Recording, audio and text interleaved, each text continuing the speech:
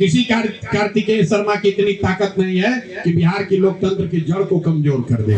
नीतीश कुमार चाहे जितना उनकी बुराई हो जाए, नीतीश कुमार ने लोकतंत्र को जिंदा रखा है बिहार में। और ये नए नए जो सम्राट चौधरी आए हैं खुद अपराधी हैं और पुलिस का अपराधीकरण कर रहे हैं। और कुछ पुलिस वाले अपना मार्क्स बनाने के चक्कर में ज्यादा हीरोइज्म कर रहे हैं।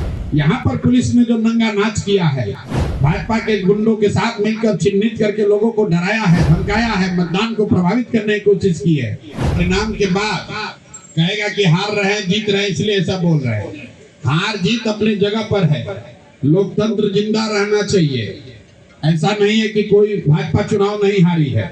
2015 में हम लोग यहाँ पर सत्ता में थे, भाजपा को धूल धूसरित कर दिया गया, 55 सीट भी नहीं मिला था। लेकिन कोई भाजपा का आदमी ये आरोप नहीं लगा सकता है कि पुलिस प्रशासन का नीतीश कुमार ने दुरुपयोग किया था।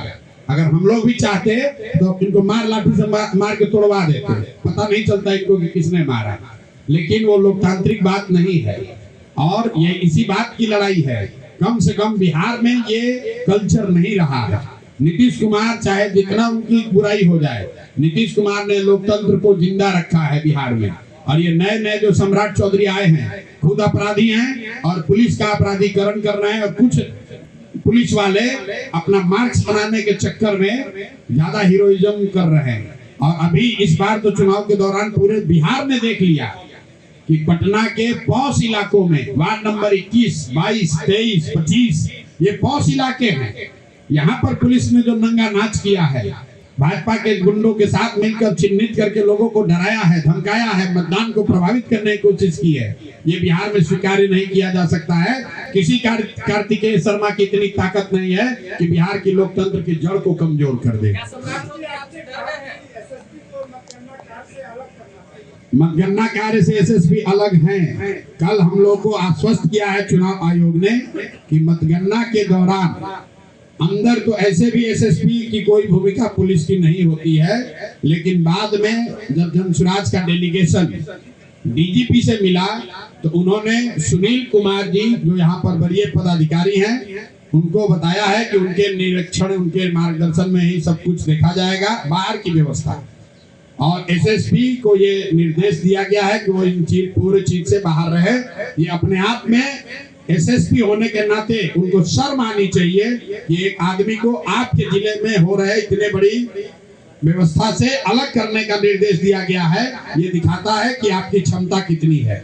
मैं फिर से दोहरा दूं, ये वही एसएसपी है जिनके रहते हुए नीट की छात्रा का अपहरण और रेप और मर्डर हुआ और इनके इनकॉम्पिटेंस की वजह से इनको हटाकर एसआईटी बनाया गया। ये इतने इनकॉम्पिटेंट व्यक्ति हैं कि एक केस सॉल्व नहीं कर पाया और अभी राजनीति करने की कोशिश कर रहे हैं। अगर इतने ही बड़े पुलिस वाले हो तो पटना में जो फर्जी शराब बिक रहा है उसको रुकवाओ। जो पटना में गरीब खोचे वाले ठेले वालों से पैसा लिया जा रहा है उस पर लगाम लगा कर दिखाइए। जो सरेआम पुलिस वसूली कर रही है उस पर लगाम लगा कर दिखाइए। वर्दी पहनकर रोब मत दिखाइए। वर्दी पहनकर रोब दिखाने से हम लोग नहीं डरने वाले हैं, जनसुराज प्रशांत किशोर नहीं डरने वाले हैं। कितने वोट से जीत रहे कल आप काउंट कीजिएगा और हर राउंड में जोड़ते चले जाइएगा।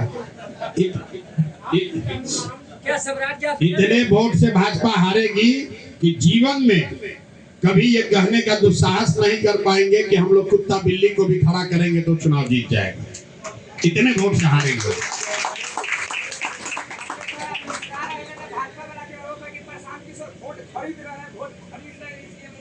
मुस्कुरा रहे, हम नहीं मुस्कुरा रहे तो लोग कहता है कि हार रहे इसलिए मुस्कुरा नहीं रहे। जब मुस्कुरा रहे हैं तो वोट खरीद रहे हैं।